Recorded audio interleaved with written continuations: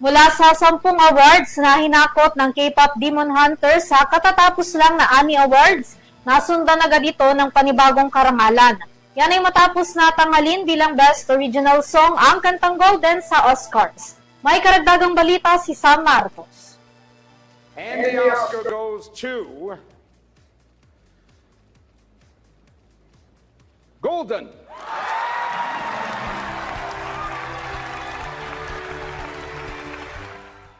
Muli na naman nagkamit ang karangalan ng animated film na K-pop Demon Hunters sa kakatapos lang ng 98th Academy Awards o Oscars 2026. Ibinahagi yan ng The Academy sa kanilang social media account, kabilang nila pa sa mga nakapag-uwi ng tropeyo.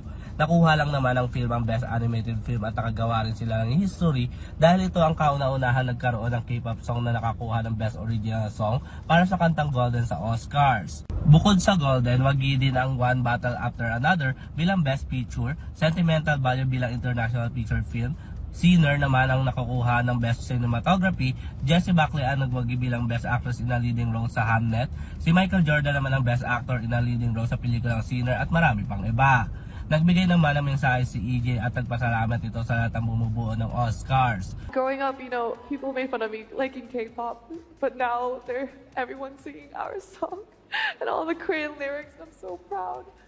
And I realized this award is not about success, it's about resilience. And I'm just so grateful to our team. And I just want to thank my mom, my dad, my brother, my fiance, my manager, of course, for always staying with me. And I also want to thank, of course, the resilient cast of K-pop Demon Hunters. Thank you so much to Maggie King and Chris Applehunt and our producer Michelle Wong.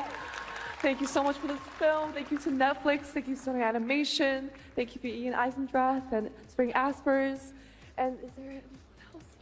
I'd like to thank Matatandaan nitong nakaraan lang na sungkit din ng K-pop Demon Hunters ang 10 awards sa iba't ibang categories sa kakatapos lang ng 53rd Annual Annie Awards. Samantala naganap naman ang 98th Academy Awards kahapon sa Dolby Theater sa Aviation na Hollywood. Para sa Your TV Showbiz Balita, ako si Sam Marcos, sumasaludo sa bawat Pilipino.